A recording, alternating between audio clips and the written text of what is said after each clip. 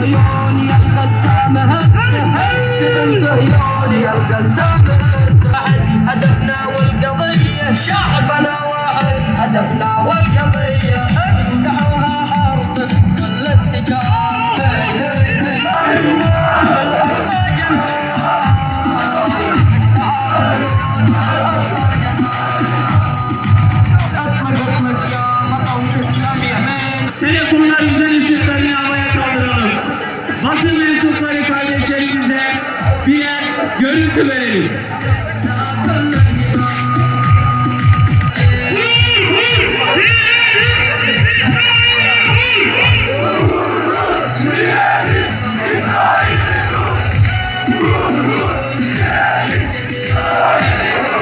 Ahmet'ten Hamas'a birleşin seneler.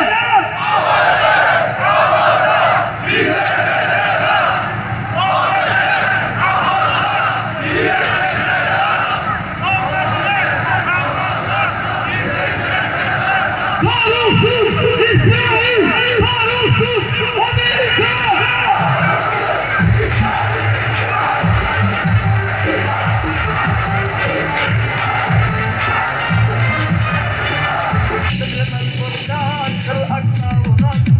الله أكبر هب بطوفان المعزة مثل ما البركان في الأقصى وغزة. Bundan bir yıl önce 7 Ekim sabahı bir tufan koptu. Aksa tufanı. Ve ondan hemen sonra bir yıldır devam eden bir zulüm var. Gazze'ye ölüm yağdı.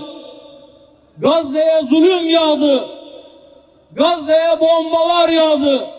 Ama Gazze'li mücahitler, ama Gazze'nin kadınları, çocukları, yaşlıları bile direnmekten vazgeçmediler. Geri adım atmadılar. Siyonizm kaybedecek. Siyonizmin zayıflığı ortaya çıktı. Vahşeti ortaya çıktı. Zalimliği ortaya çıktı. Ve o zalimlere karşı kin ve öfke gün geçtikçe büyüyor. Evet, biz öfkeliyiz. Biz kızgınız. Ama ümitsiz değiliz. Ama yılgın değiliz. Ama vazgeçmiş değiliz. Orada zulüm devam ettiği müddetçe bizler de zulme karşı kıyamda olacağız. Oradaki kardeşlerimize destek vermekten geri durmayacağız.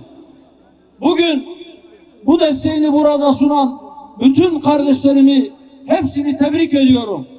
Allah sizlerden razı olsun. Evet, dünya sessiz. Dünya istikbarı Siyonizmin arkasında.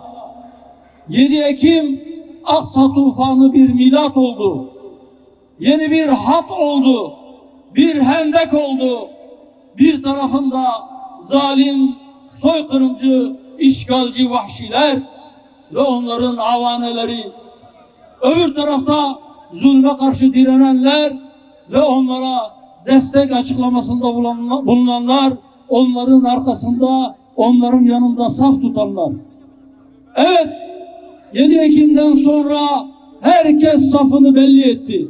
Bugün buradaki kardeşlerimiz de saflarını belli etmek adına zulme karşı olduklarını, mazlumun yanında olduklarını, ne olursa olsun mazlumun yanında olmaktan geri durmayacaklarını ilan etmek için buradalar.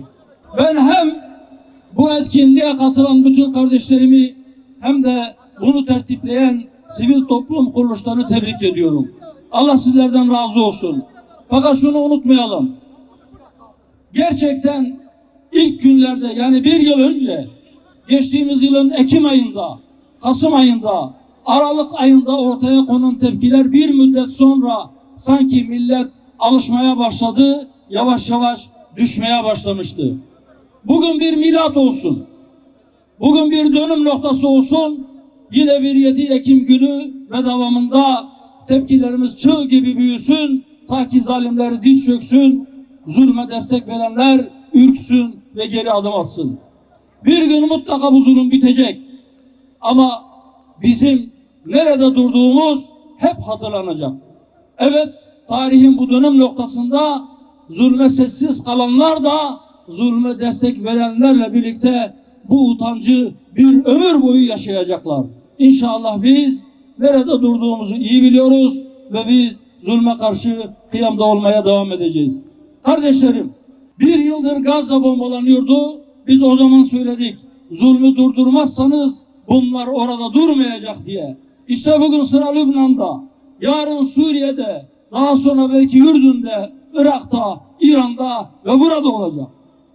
Çünkü onların arz-ı mev'ud gibi sapıkça bir düşünceleri var. Bütün bu toprakların kendilerine ait olduğunu, kendilerine vaat edildiğini düşünüyorlar ve burada bir vahşet ortaya koyuyorlar. Bu toprakların üzerinde bulunan herkesi öldürmeyi kafaya koymuşlar. Ama onlar bu planı kurdular. Onların bir hesabı varsa elbette Allah'ın da bir hesabı vardır. Mazlumlar ayağa kalktığı gün zalimler diz çökeceklerdir ve inşallah o gün çok yakındır. Rabbim birliğimizi, beraberliğimizi, kardeşliğimizi daim eylesin. Onların gücü kalabalık oluşlarından değil, ellerindeki silahların, bombaların gücünden çok yıkıcı olmasından değil, arkalarında Amerika gibi süper güçlerin, büyük orduların durmasından da değil. Onların gücü bizim dağınıklığımızdan, bizim birbirimize düşmemizdendir. Bizim ayrılığımızdandır. Vahdeti unutmuş olmamızdandır. İnşallah Aksa tufanı bir milat olacak. Uykuda olanları, gaflette olanları uyandıracak. Ümmeti bir araya topladı. Bundan sonra da toplayacak. Ve bu birlik, bu vahdet zulmün de, Siyonizmin de, diğer çeşit zulümlerin de sonunu getirecektir. 2 milyonluk Gazze, 2 milyonluk İslam alemi onu bombalardan, onu bombalanmaktan, onu açlıktan, onu ölümden kurtaramadı ama 2 milyonluk Gazze, 2 milyarlık İslam alemine ruh verdi, onu diriltti, ayağa kaldırdı. İnşallah bütün bir ümmeti kurtaracak.